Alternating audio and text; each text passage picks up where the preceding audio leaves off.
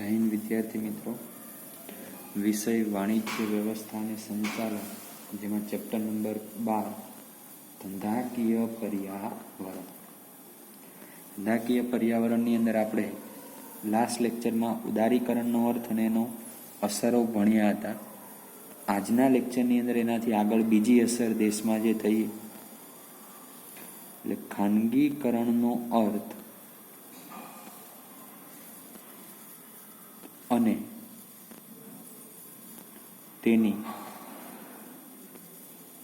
હકારાત્મક અને નકારાત્મક અસરો. શું છે આખો પ્રશ્ન?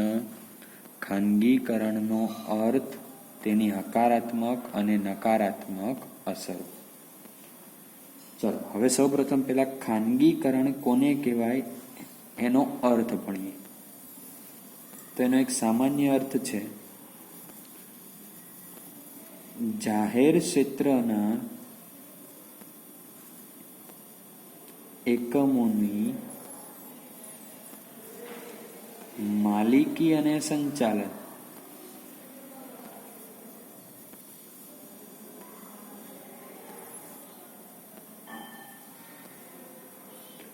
ખાનગી એકમોને સોંપવાની પ્રક્રિયા, કે જે જાહેર ક્ષેત્રના એકમો છે એની માલિકી અને સંચાલન કોને આપવાની? ખાનગી કંપનીઓ.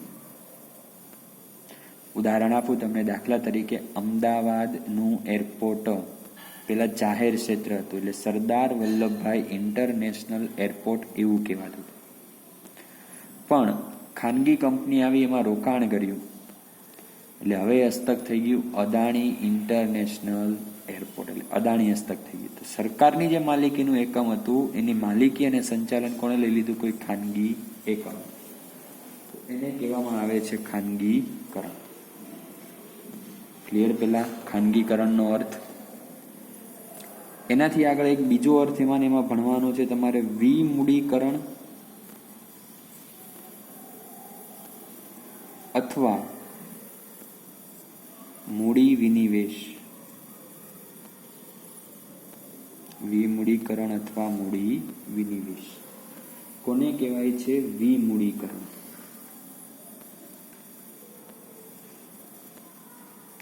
એ જ કે જાહેર ક્ષેત્રના એકમો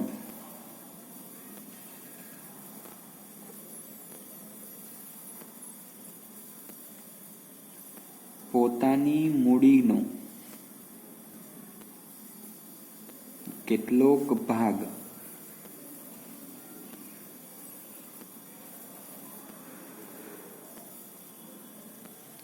જાહેર જનતાને ખરીદવા માટે આપે છે. તેને શું કહે છે? વિમૂડીકરણ.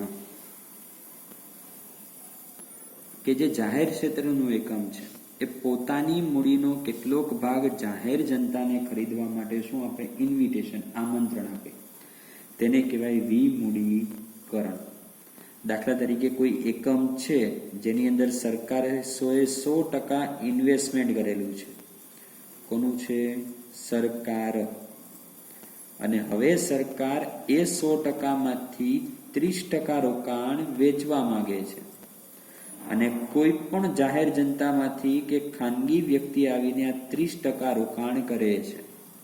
તો 30% ખાનગી અને બાકીનું 70% સરકારનું રહ્યું. તો અહીંયા સરકારે શું કર્યું? મૂડીનો કેટલોક ભાગ જાહેર જનતાને વેચી દીધો, એટલે મૂડીનું વિમૂડીકરણ કર્યું અથવા તો મૂડીનો વિનિવેશ કર્યો એવું કહેવાય છે. ક્લિયર? પેલા અહીંયા એટલે ખાનગીકરણમાં પેલા બે અર્થ યાદ રાખવાના. એક તો છે જ ખાનગીકરણનો અર્થ, અને બીજો એક અર્થ છે વિમૂડીકરણ અને મૂડી વિનિવેશ. હવે આગળ આપણે વાત કરીએ તો વર્ષ 1951, એટલે દેશ આઝાદ થયો ત્યારે આયોજન પંચની શરૂઆત કરી. ત્યાંથી લઈને આર્થિક સુધારા થયા 1991. એટલે 1951 થી 1990 નો સમયગાળો દેશમાં જાહેર ક્ષેત્ર માટે શું હતો? ખૂબ સારો. પણ સમયની માંગને આધારે સરકારે 1991 ની અંદર શું કર્યા? સુધારા. પરિણામે જાહેર ક્ષેત્રનું જે મહત્વ હતું એ મહત્વ અહીંયા શું થઈ ગયું? ઘટી ગયું. જાહેર ક્ષેત્રનું જે મહત્વ હતું એ 1991 પછી શું થયું? ઘટ્યું. તો અહીંયા પ્રશ્ન છે કે એવું કયું કારણ હતું કે વર્ષ 1990 પછી જાહેર ક્ષેત્રનું મહત્વ ઘટી ગયું? તો એના ઘણા બધા કારણો હતા. પહેલું કારણ હતું અમલદારશાહી. અમલદારશાહી એટલે કહેવાય છે રાજાશાહી શાસન. પહેલાના સમયમાં જે રાજાઓ શાસન કરતા ને, કે રાજા જે પ્રમાણે હુકમ આપે એ જ પ્રમાણે આખા નગરમાં કાર્ય થાય. તો અહીંયા પણ એવું હતું, જાહેર ક્ષેત્ર એટલે માલિક કોણ હતું? તો કે સરકાર હતી. પરિણામે સરકાર જે પ્રમાણે કે એમ જાહેર ક્ષેત્રએ કાર્ય કરવું પડે. સ્વતંત્ર રીતે પોતાને કોઈ સત્તા આપી નહીં. એટલે અમલદારશાહી થઈ. એટલે જાહેર ક્ષેત્રના જે પણ સંચાલકો હતા એ કંટાળ્યા. બીજું, જૂની ટેકનોલોજી. કે સરકાર જાહેર ક્ષેત્રની અંદર ના જે એકમો હતા એની અંદર કઈ ટેકનોલોજીનો ઉપયોગ કરતી હતી? જૂની ટેકનોલોજી. પરિણામે વસ્તુની ગુણવત્તા અને વસ્તુનું ઉત્પાદન બંને નીચા રહેતા. કારણ કે નવી ટેકનોલોજી આવે તો ગુણવત્તા વધે, ઉત્પાદન વધે, પણ જૂની ટેકનોલોજીના પરિણામે એમાં ઘટાડો થતો હતો.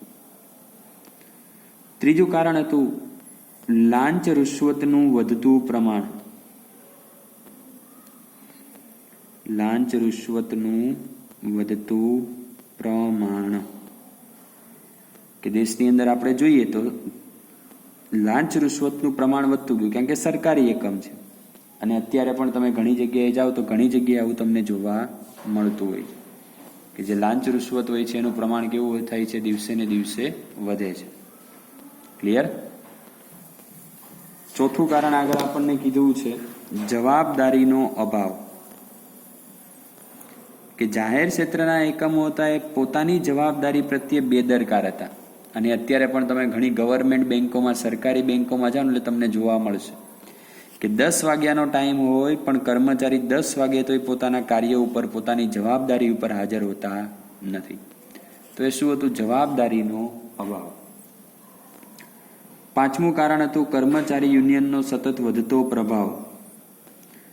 કે બધા કર્મચારીઓ ગવર્મેન્ટ હતા અને ગવર્મેન્ટ કર્મચારીઓ વારંવાર શું કે યુનિયન બનાવીને એમાં વધારો કરતા ગયા. યુનિયન બને એટલે સંગઠન બન્યું. પરિણામે કંઈ વિરોધ કરવો હોય તો બધા એક સાથે સંગઠનમાં વિરોધ કરતા. પરિણામે ઉત્પાદન કેવું થતું?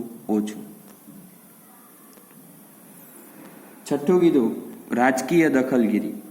કે જાહેર ક્ષેત્રના એકમોની માલિકી, સંચાલન અને અંકુશ કોના અક્ષર હતું? સરકાર હસ્તક. પરિણામે જે પક્ષની સરકાર આવે એ પક્ષ આ જાહેર ક્ષેત્રના એકમોમાં દખલગીરી કરે. કોઈ નવા નિયમો લાવે, કોઈ નવી પદ્ધતિઓ લાવે તો એ પ્રમાણે જાહેર ક્ષેત્રના એકમોએ પણ પોતાના ધંધામાં પરિવર્તન કરવું પડતું. એટલે આ 6 જુદા જુદા શું છે? કારણો છે. કોના કારણો? તો જાહેર ક્ષેત્રનું મહત્વ જે દેશમાં ઘટી ગયું એના. જો સરકારે આ તમામ કારણો ઉપર વ્યવસ્થિત ધ્યાન આપ્યું હોત તો હજી પણ દેશમાં જાહેર ક્ષેત્ર આપણને અસ્તિત્વમાં જોવા મળે. હવે થોડા એકમો જ રહ્યા છે, 3 થી 4 એકમો. એનાથી વધારે જાહેર ક્ષેત્રના એકમો હવે સરકાર હસ્તક છે નહીં. ચાલો, ક્લિયર અહીંયા સુધી? હવે આગળ આપણે જોઈશું ખાનગીકરણની હકારાત્મક અને નકારાત્મક અસરો. ચાલો આગળ જોઈએ. ચાલો, એના પછી આગળ મુખ્ય મુદ્દો આપણે હેડિંગ આપીએ ખાનગીકરણની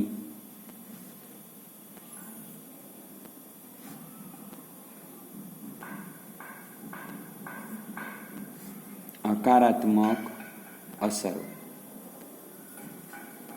કે દેશની અંદર જે ખાનગીકરણ અમલમાં આવ્યું એની કેવી અસરો છે? સારી અસરો છે. કેવી? સારી.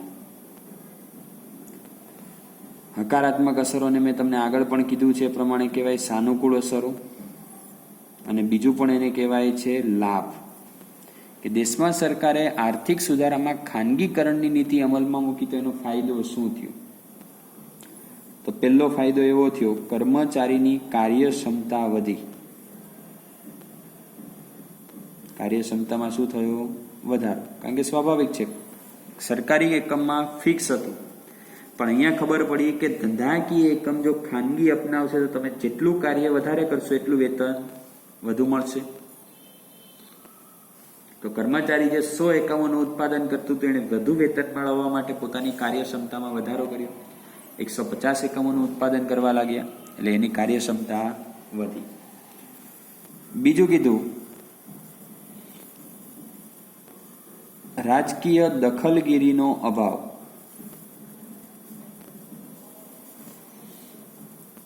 કે રાજકીય દખલગીરી ન થઈ, કારણ કે સ્વતંત્ર મળી ગયું ને, માલિકી અને સંચાલન બંને પોતાનું છે, પરિણામે જે પણ પક્ષની સરકાર આવે એમાં કોઈ દખલગીરી કરતી હતી નહીં.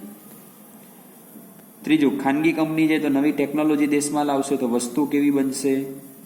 ગુણવત્તાયુક્ત, એટલે સારી વસ્તુ કે સેવા મળી. ચોથી અસર થઈ, માર્કેટિંગ કેવું કર્યું એણે? સારામાં સારું, જે સરકાર દ્વારા નથી થયું એવું માર્કેટિંગ એણે ગ્રાહકોને આપ્યું. અને વર્તમાન સમયમાં આપણે બજારમાં જે તે જગ્યાએ જુદી જુદી પ્રમાણે જાહેરાતો જોઈએ જ છીએ, એટલે માર્કેટિંગ કેવું કર્યું? વ્યવસ્થિત. પાંચમું કીધું, અત્યાધુનિક ટેકનોલોજી, એટલે નવી ટેકનોલોજીનો શું કર્યું એમણે? ઉપયોગ. કેવી ટેકનોલોજીનો ઉપયોગ કર્યો? નવી ટેકનોલોજીનો ઉપયોગ કર્યો. એટલે આવા કારણો છે કે એની સારી અસરો, કે દેશની અંદર નવી ટેકનોલોજી બની, પણ કોના કારણે? તો કે ખાનગીકરણ આવવાના કારણે. કારણ કે ખાનગીકરણ એટલે મૂડી રોકાણ કરવા માટે સક્ષમ હતું, પરિણામે વિદેશોમાંથી એમણે નવી ટેકનોલોજીનો આયાત કર્યો અને એનો ઉપયોગ કર્યો. છઠ્ઠું, જવાબદારીના ધોરણોની સ્થાપના થઈ. જવાબદારીના ધોરણોની સ્થાપના અને એનો શું થયો? અમલ. કે જે પણ જવાબદારીના ધોરણો એની સ્થાપના અને એનો અમલ થયો. આપણે જોયું આગળ પહેલા ચેપ્ટરથી આપણે ભણીએ છીએ કે ઉચ્ચ સપાટી, મધ્ય સપાટી અને તળ સપાટી. તો એ જવાબદારીના ધોરણોની સ્થાપના થઈને એનો ધંધાકીય એકમમાં અમલ થયો કે કયા વ્યક્તિને કેટલી જવાબદારી સોંપવી જોઈએ. સાતમું કીધું, હરીફાઈના વાતાવરણનું સર્જન, કે દેશની અંદર હરીફાઈ, કોમ્પિટિશનનું વાતાવરણ બનાવવામાં આવ્યું અને એના પરિણામે દેશની અંદર જુદી જુદી ખાનગી કંપનીઓ પણ અસ્તિત્વમાં આવી, એટલે જેના કારણે ગ્રાહકોને સીધી કેવી વસ્તુ મળી? ગુણવત્તાયુક્ત વસ્તુઓ. આઠમું છે નવી શોધખોળનો લાભ, કે ખાનગી કંપની મૂડીરોકાણ કરવા માટે સક્ષમ હતું, પરિણામે જે પણ નફો પ્રાપ્ત કરે છે એ નફામાંથી અમુક રકમનો ઉપયોગ એ દેશમાં સંશોધન પાછળ કરતું હતું. શેના પાછળ કરવા લાગ્યા? સંશોધન પાછળ. બરોબર. એના પછી આગળ કીધું છે કે સર્જનાત્મકતા અને નવીનતાનો લાભ, કે નવી નવી શોધખોળોને આધારે કંઈક નવી નવી વસ્તુનું સર્જન થયું અને એ વસ્તુનું સર્જન થતા દેશના નાગરિકોને એ વસ્તુ કે સેવાનો શું મળ્યો? લાભ મળ્યો. સ્વાભાવિક છે કે ભાઈ મોબાઈલ ફોનની શોધ થઈ તો આપણને શું થયો? લાભ મળ્યો, કે આપણે સરળતાથી ઘરે બેઠા બેઠા કોઈ પણ જગ્યાએ કોઈ પણ વ્યક્તિ સાથે વાતચીત કરી શકીએ છીએ. દસમું કીધું, ઉત્પાદનના સાધનોનો ઉપયોગ મહત્તમ બન્યો, કે ઉત્પાદનના જે સાધનો છે, કયા કયા સાધનો છે? 4: જમીન, મૂડી, શ્રમ, નિયોજક. એ જે પણ 4 સાધનો છે એ ઉત્પાદનના સાધનોનો ઉપયોગ કેવો બન્યો? મહત્તમ. એટલે ઉત્પાદનના સાધનોનો ઉપયોગ મહત્તમ કરી શકાયો. 11મું, માળખાગત સુવિધાઓનું સર્જન. ચલો, માળખાગત સુવિધા એટલે આપણે ઇકોમાં ભણીએ છીએ આરોગ્ય, શિક્ષણ, વાહન વ્યવહાર, સંદેશા વ્યવહાર, વીમો, બેન્કિંગ, વીજળી, શિક્ષણ વગેરે. તો દેશની અંદર જેમ જેમ ખાનગીકરણના એકમો વધતા ગયા એમ એમ દેશમાં માળખાગત સુવિધાઓનું સર્જન પણ શું થયું? વધ્યું. કે જુદા જુદા વિસ્તારોમાં આપણે જોઈએ છીએ જ્યાં રોડ ન હતા ત્યાં રસ્તાઓ તૈયાર થઈ ગયા, જે જગ્યાએ વીજળી આજ દિન સુધી નથી પહોંચી પણ ખાનગી કંપનીઓના કારણે ત્યાં સુધી પણ આ વીજળીઓ પહોંચી. એટલે માળખાગત સુવિધાઓનું શું થયું? એમાં સર્જન થયું. એટલે આ બધી જે અસરો છે એ છે હકારાત્મક અસર. એની પછી આગળ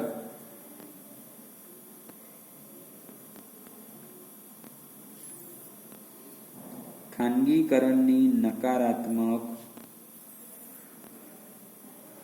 અસરો. નકારાત્મકને કહેવાય છે પ્રતિકૂળ અસર અથવા બીજા શબ્દોમાં કહેવાય છે ગેરલાભ. ચાલો જોઈએ હવે નકારાત્મક એટલે ખરાબ અસર શું થઈ દેશમાં. તો પહેલી ખરાબ અસર દેશમાં થઈ કર્મચારીનું શોષણ થયું. કર્મચારીનું શું થયું? શોષણ. કેવી રીતે? કે કંપનીની અંદર તમે જોબ માટે જાઓ તો કંપની તમને એમ કહે કે સવારે 7 વાગે એટલે સવારે 10 વાગે આવવાનું, સાંજે 7 વાગે તમે છૂટા. પણ ઘણી વખત કામનું ઓવરલોડ હોવાને કારણે તમારી પાસે 7 કરતાં પણ વધુ કલાકો કામ કરાવે છે. તો શોષણ. ઘણી કંપનીઓ ઓવરટાઈમનું મહેનતાણું આપતી હોય પણ ઘણી કંપનીઓ આપતી નથી. તો એ થયું કર્મચારીનું શોષણ. બીજું કે એ જે ધંધાકીય એકમ છે એના ઉચ્ચ સંચાલકો દ્વારા